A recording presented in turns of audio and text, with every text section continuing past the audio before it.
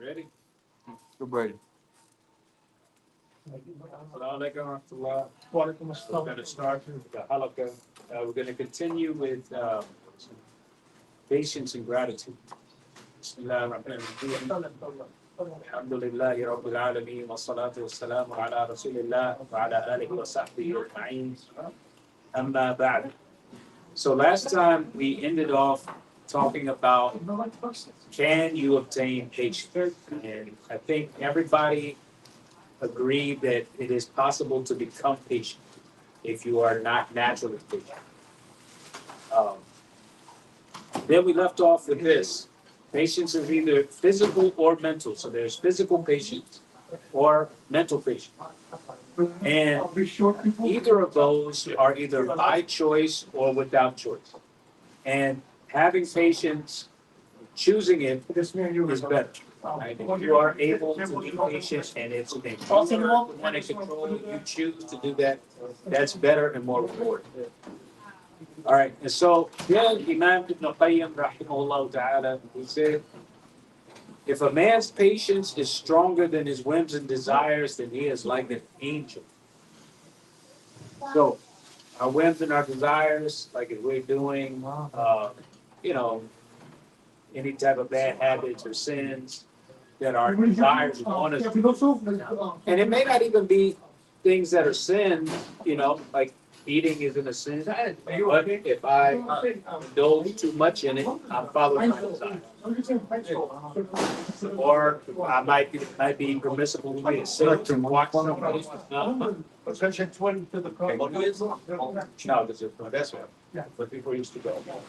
Um, if a person is sitting and entertaining themselves, like playing a game, watching TV, or something like that, it's fine. But if he does it too much, you could be following your whims and your desire. So if a man's patience is stronger than his whims and his desires, he is like an angel. So imagine anytime you defeat your desire, you're like an angel. Why is it?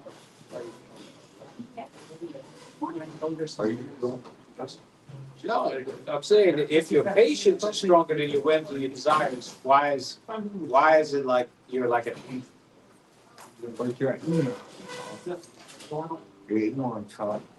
So we just said, which is better, choosing patience or losing here? So you choose both, right? And the angels have no choice. The angels have no choice, and this is why a human being has the capability of being. Because the angels, they're not getting rewarded with jumping either. They don't get punished with fire. They don't get rewarded with death because they don't have any choice. And so this they just serve Allah. The whole time. Because they don't have any choice. So you're not rewarded for the choice. So what angels help with could help our redeemers. There are angels there in the hellfire to punish. Because somebody told me that, let's say I don't get married and they do me, I will hit the angel wife and No, you'll have a wife that is from Jannah, but she's not an angel. okay. There are people that are created for Jannah, and there are people created for fire that are just. So I'm like, I ain't seen you up forever. So again, so if a man's patience is stronger than his whims and desires, then he's like an angel. And again, this goes back to what he said about choosing patience. Choosing patience is on a higher level than by going through something without your choice. So the flip side of that is also true. He says, but if his whims and his desires are stronger than his patience, then he's like a devil. If you're a person that anytime something comes up, you do, like Nike says, just do it. Okay? You just follow your desires and you never have any patience. He said that you're like a shaitan, like a devil. So human beings, we have by choosing to be patient, we can be on a level higher than the angels. But if we don't choose patience, we always follow our desire. You know, when the food comes, we're gonna eat until we're, full, going up. You know, that if someone comes, I want to use drugs or I want to do alcohol, I'll just do it. Any woman over there, I'm gonna chase after her. I'm gonna do whatever I do, and nothing's gonna stop. This is a person who is like a devil. He's always going to be constantly involved in evil because he's following his desire. Because that's how the soul is. The soul wants you to do whatever it wants. It does whatever it feels good. This is called hedonism. Hedonism is to do whatever feels good to you. So he said, if his desire for food, drink, and sex is stronger than his patience, then he is no better than an animal. Because these are the main things that make us human beings. Right? These are our basic needs: food, drink, and Ramadan helps with all of everybody. exactly. Exactly. And Ramadan is called the month of what? Yeah. Fasting. Another word for fasting that's used in the Quran. Allah calls it simple. But imagine a person that all they do. There's a lot of people outside that are like this. They're all concerned about life. What am I going to eat? What am I going to drink? Who am I going to chase? Right? And he said they're no different than an animal. They're not even human beings. He said they're no better than an animal. And Imam Qatada, rahimahullah, he said, Allah created angels with reason and no desire. So the angels can understand things, right? They can make sense of things, but they don't have any desires. They're never going to fall into sin. Right? Angels, because they don't have any choice. They understand things, but they have no desires. They're never going to fall into sin. They can't choose to overcome their desires because they have none. He said, animals have desires, but no reason. That's why animals will do whatever. You throw something on the ground, the dog, unless he's trained, what's the dog going to do? He's just going to eat it. He's going to sniff it. How many of you have seen, two dogs get busy out in public? They do that. Animals have desires with no reason. They don't have an interest. They can be taught things, right? They can be trained, but they don't really have reason. And all the animals work off is instinct and desires. And he said, man has both. We have reason, we have intellect, and we have desire. You do. And this is one of the things that separates us, even scientifically, from the animal, is that we have an intellect. We can build tools. We can think and we can run. And this is one of the reasons why we don't believe that mankind descended from apes, because where do we find the apes? They don't have intellect. Right? They're still follow their desires. You go to the zoo, you might see the ape, he's peeing in public. He may grab his own feces and throw it at them. So he may grab his own feces and eat it. Right? No intellect. But human beings, we've been created before. So, Ibn al-Qayyim, he said, some people cannot have patience without struggling and facing many difficulties. So it's not always going to be a situation where you either have it or you don't. Sometimes it's not going to be easy. Sometimes, who's ever had a difficult time fighting against your soul when it was time to make wudu in the cold? Maybe you didn't have hot water. Like in COVID, when you went everywhere, no hot water anywhere. You maybe freezing cold. Or you had to make salah, maybe on the side of the road in a dangerous place, and you didn't know what was going to happen. Or you may struggle even getting up to pray Fajr. Or you may be tired in the evening, like, man, I really don't want to pray Shia, but I'm going to get up and do it. You have to struggle. So some people can't have patience without struggling and facing many difficulties. It's not always going to be easy. And so when we understand having patience is never gonna, we shouldn't think of it as like, it's easy to overcome your desires. Your desires, the Prophet ﷺ, he said that when the nafs was created, it was put into the fire several times. I mean, we're talking about the hellfire, and it still wanted what it wants. It's still going to want what it wants. But so we're going to have to fight against it. So some people, they have to face many difficulties. And he said, while others are able to have patience easily. How many of you have found it easy to have patience? Depends. Depends on the circumstances. It may depend on I the may have circumstance. patience for a lot of intolerance for certain things and very little for others. So How many of you have had patience be difficult? For me, in certain things, patience is difficult. In other things, it may be, like you said, very easy. Like, I can put up with that. That's nothing. mm-hmm. But this other thing, that may be really hard, real struggle.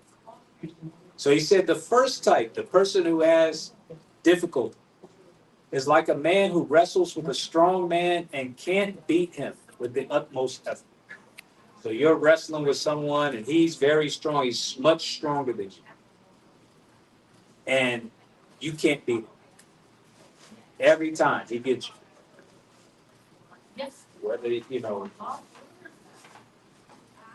Whether, whether you've trained and practiced and stuff like that, this guy, he's just physically gets beat you. He said the second type is like a man who wrestles a weak man and beats him easily. He says such is the war between the soldiers of Ar-Rahman and the soldiers of Shaitan. So again, we said that this was a war in our hearts, fighting against our desires. Sometimes we're going to win. Sometimes we're going to have strong patience. It's like he said, it's like wrestling with a weak person, right? Taking candy from a baby, right? The baby's not going to put up much fight, and so you can take it, right? Sometimes it's going to be like that. But other times, it's going to be difficult.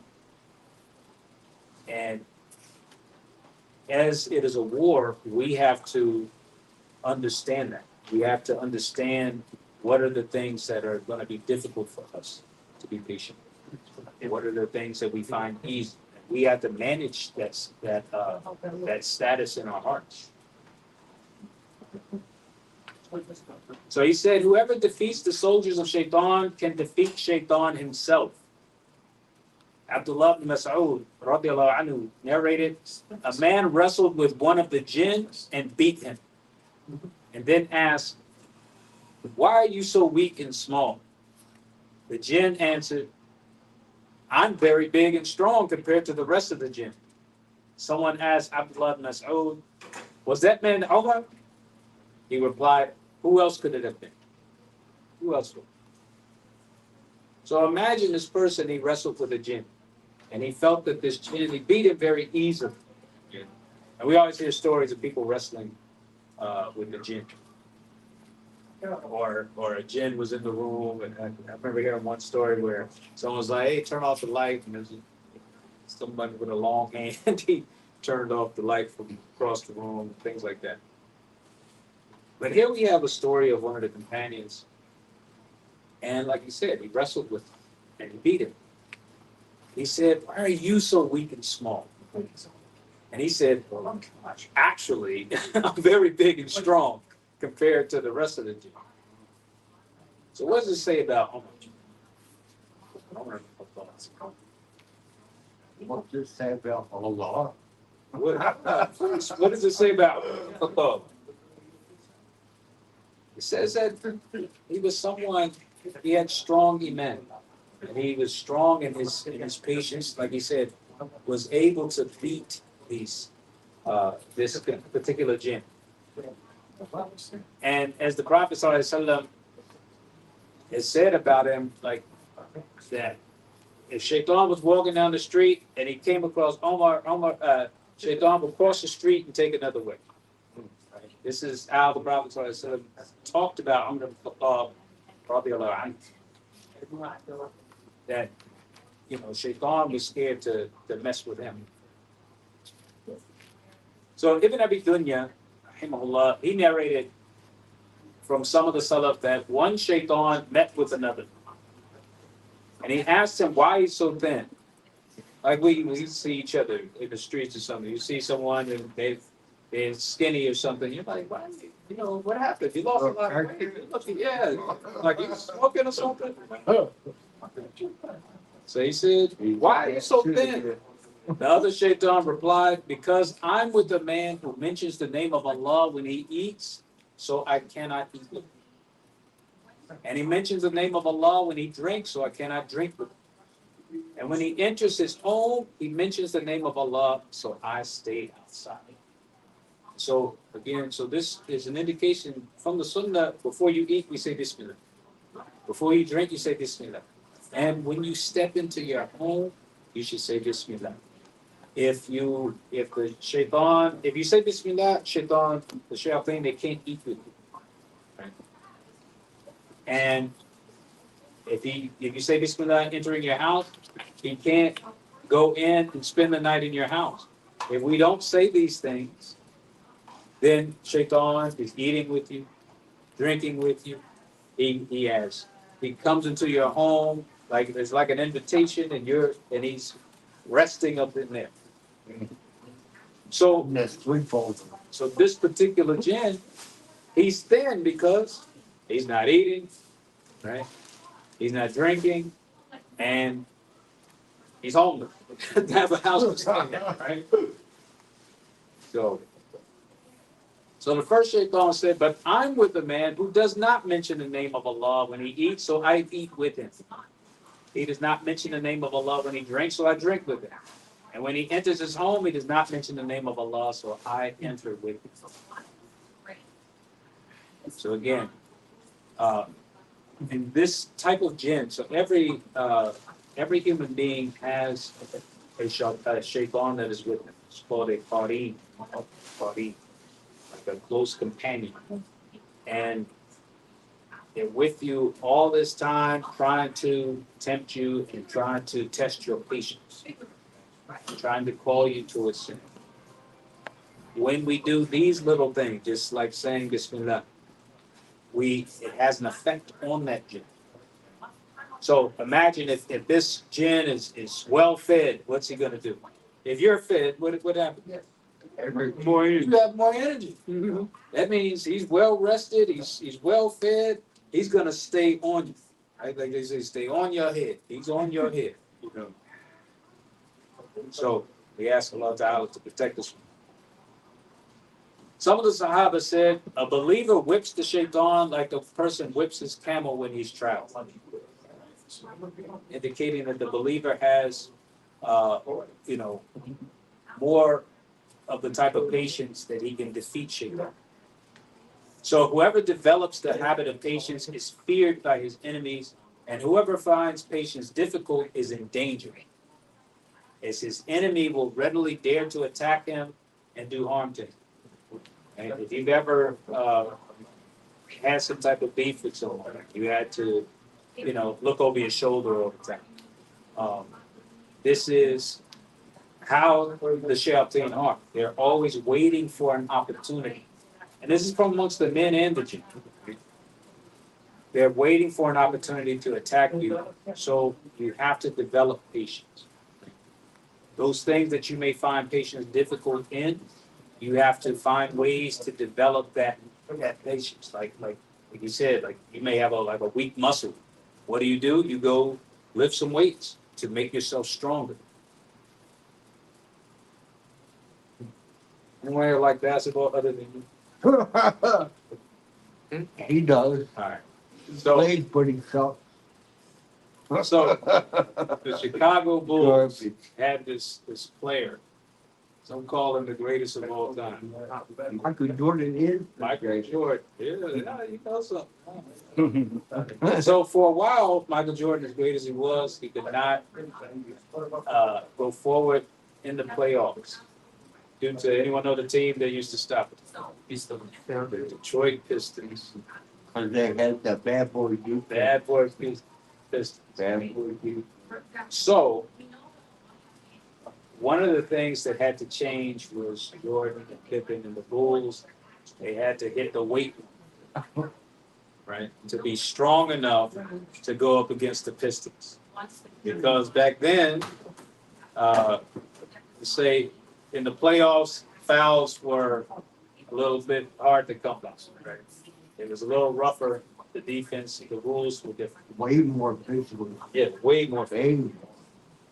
But after hitting the weights, and they became strong enough to take the physical defense. Did you ever see Pippen and Malone like go at it? Mhm. Man, they were damn near wrestling. Mahorn. Oh, you talk about Utah James scoring. Yeah, they were almost wrestling. Oh yeah. Oh, you should see They was tripping each other. Barkley. You should see Yeah. Xavier McDaniel. Tell it. They like it. They like that now. No. You touch their elbow, they're following. There's some good to it. Yeah. Yeah. But basically, so one of the things we can conclude is that our struggle to obtain patience dignifies us and can elevate our status. Like we said, if a person has patience, he's like an angel, even better than me. Right? Because the angels, they don't need patience. They don't have to deal with their desires. They're not striving for a reward. They're not trying to escape punishment. So when we choose to have patience and we go through that struggle, then we can be better than the angels.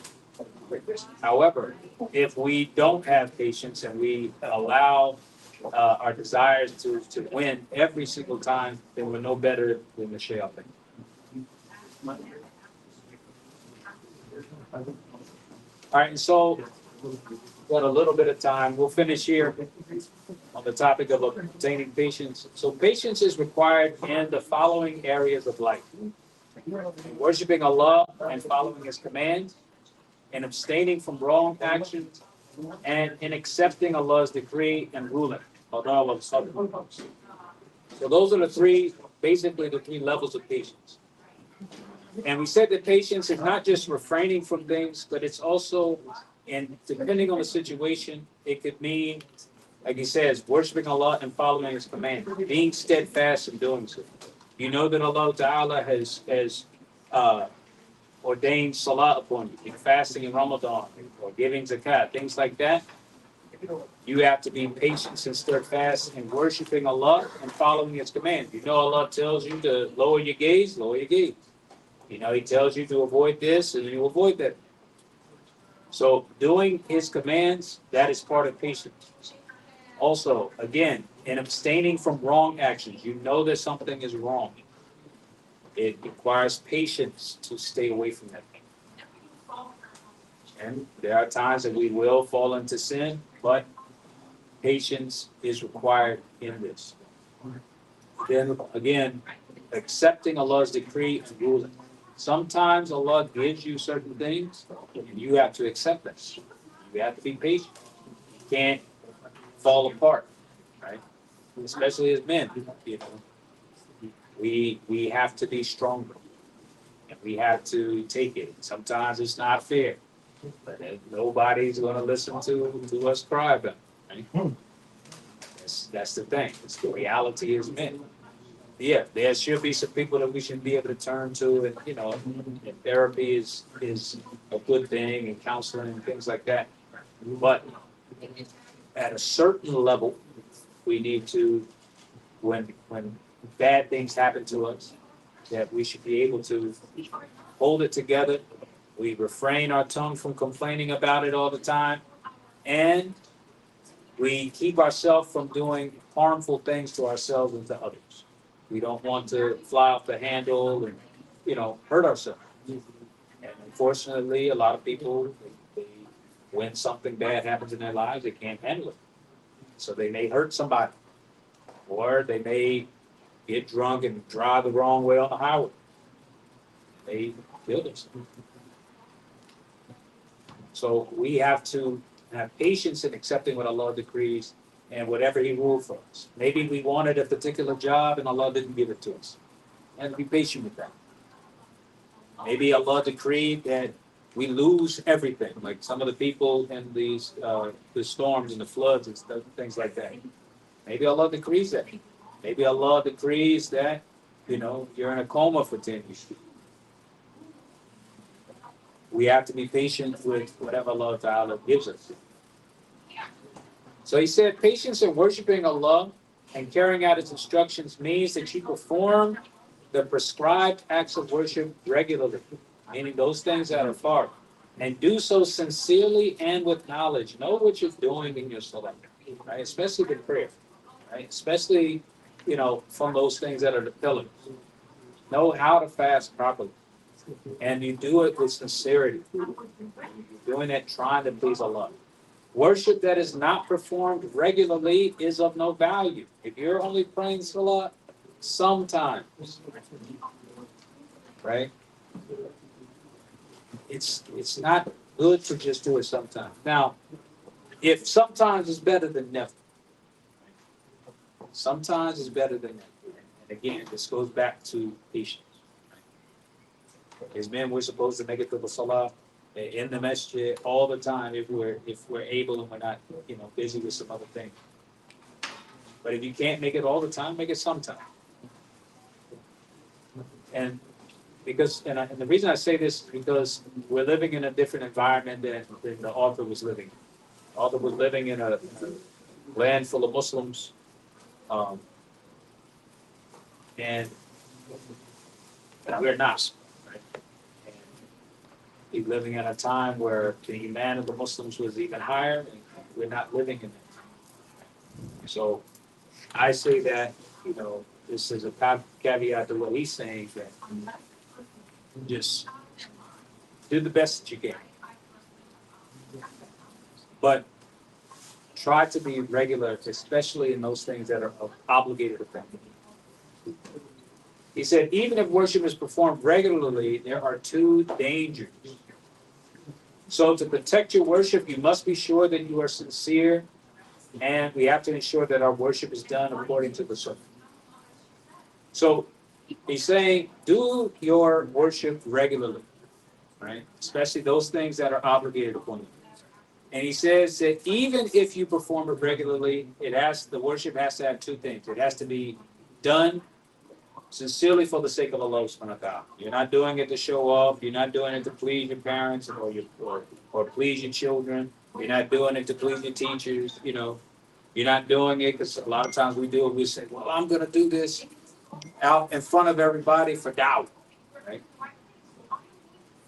Make sure that your intention is to please Allah subhanahu wa ta'ala first and foremost. And then he said, and ensure that your worship is done according to the sunnah. We don't get to make up how we do the worship.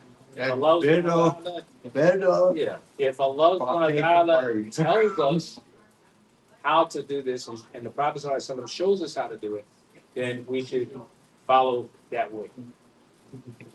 And abstaining from wrong action. This type of patience can be achieved through the fear of the punishment that follows the wrong action, or through a feeling of hayat, shyness or shame before Allah for using His blessings and committing wrong action. So if one thing is going to help us, he's saying that to keep us from falling into sin, think about the consequences of sin.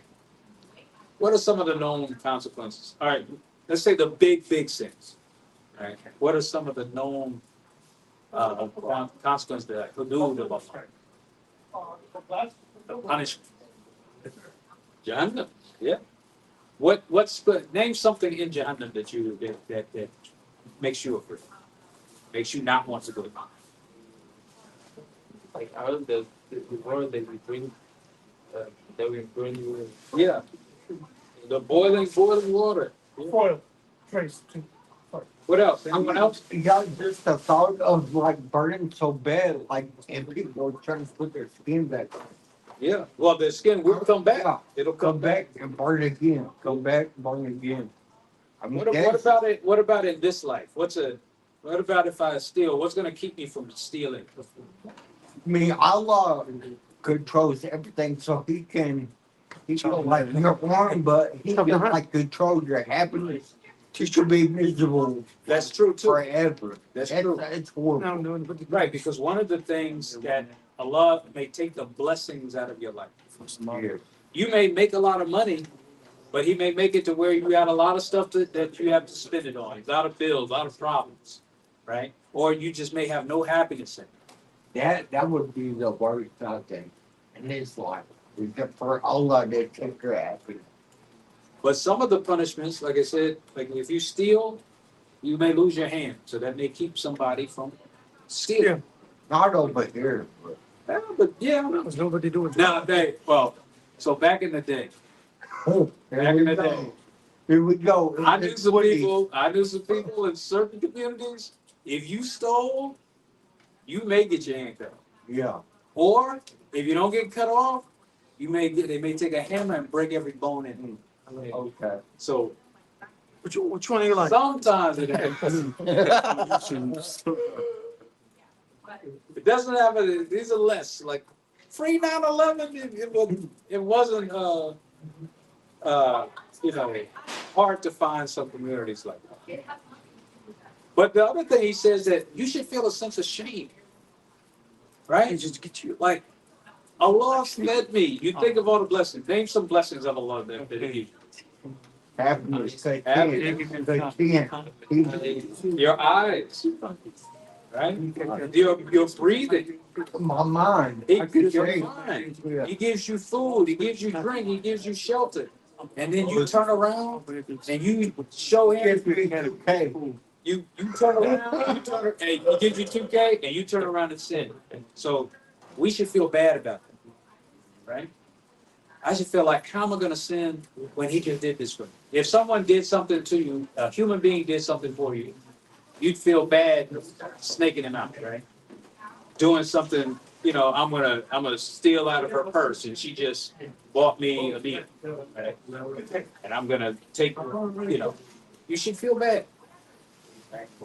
And so, not only do we think of the punishments, but we also feel bad. We should feel ashamed to disobey Allah. And again, this may not always work, but this is what should be here. We know, if everyone knows about Jahannam, right? But how often does that keep you from doing this? Sometimes it does. Sometimes you're like, I'm not going to do this because I don't want to end up in jail. Sometimes we do things in this life, I don't want to do this because I don't want to go to jail. I don't want to go to prison. But sometimes your desires are stronger, as he said before. And we forget that Allah Ta'ala can punish us. We forget who it is that gave us all the blessings that we have. And sometimes we don't remember until that moment of clarity after the sin. And then we're sorry. May Allah Ta'ala save us. So he says the feeling of hayat before Allah can be strengthened. How do we strengthen it? Through learning more about Allah and knowing more about His names and His attributes. The more we know about Allah, the more we know about who it is that we're sinning against. Right? If we know that Allah Ta'ala is Ar-Rahman, Ar-Rahim, what are some other names of Allah? الملك القدوس السلام Al-Malik Al-Quddus. السلام المؤمن المهيمن العزيز الجبار المتكبر. So we know these things. The more we know that Allah is generous, we know that Allah is He avenges, right? We know that Allah subhanahu wa ta'ala is Sari'ul Hisab, right? That He's swift in taking account and punishment. Right? That He is Fa'alu lima yurid, that He does whatever He wants to do. يُعَذِّبُ مَن يَشَاءُ, that He punishes whoever He wants to do. God will. When you know, the more and more you know about Allah, you're going to think about Him more. He's going to be more present in your life. You're going to say, I'm not going to do this because I know that Allah is Al-Raqib. He's watching me. I'm not going to say this stuff because I know that Allah is Sami'. He hears everything. He's Al-Khabir. He's aware of everything. He knows what I have in my heart. He even knows that. So he says, haya is a characteristic of people who are noble and possess good qualities. So the person who refrains from wrong action because of haya, because of shame, is better than the one who abstains out of fear. So a lot of times we may not do things out of fear of Allah, fear of the hellfire, fear of some type of physical punishment. But the one who does it out of shame is better than that person, because it's more about Allah than about ourselves. He says, haya indicates that a person is mindful of Allah and His might. He said, the person whose deterrent is fear of Allah has his thoughts focused on the punishment. You're thinking about the punishment and not the one who can punish you. The fearful person's main concern is himself and how to save himself from punishment, whereas the shy person's main concern is Allah and His glory. Both have attained the status of Iman. He said, but the shy person has attained ihsan. He's on a higher level, higher status of Iman, in which he conducts himself as if he can see Allah, and so his heart is filled with haya. Imagine that. That you're still good. Even if you're doing it because you fear that Allah may punish you, it's still a good thing.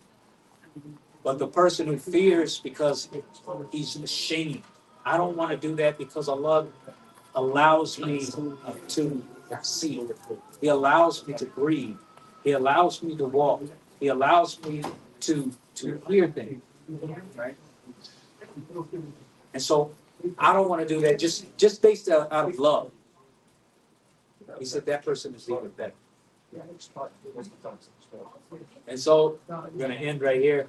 So patience at the times of trial and adversity.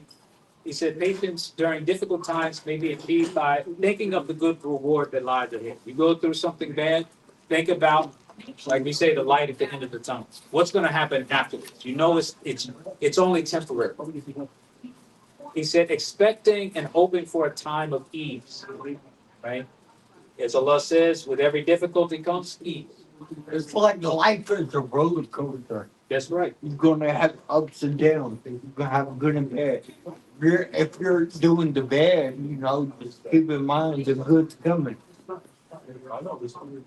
He said, thinking of Allah's countless blessings and then thinking of previous blessings of Allah. What has Allah done for you in the past? Right? Like, well, I've been here before. So I know that Allah brought me through it before. I know I can get through this again.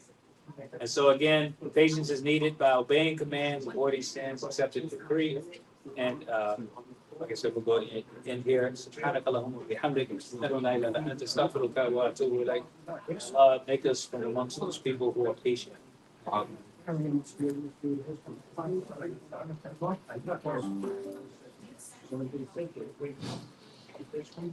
الله أكبر الله أكبر الله أكبر الله أكبر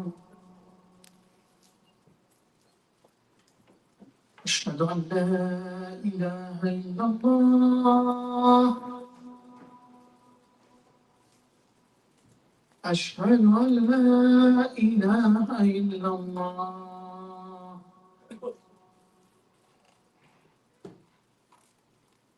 أشهد أن محمدا رسول الله أشهد أن محمدا رسول الله حي على الصلاة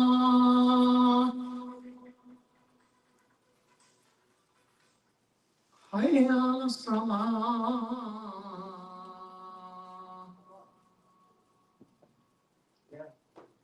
حي على الفلاح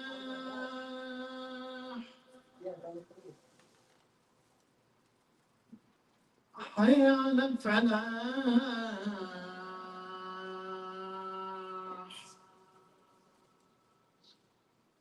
الله أكبر الله أكبر لا إله إلا الله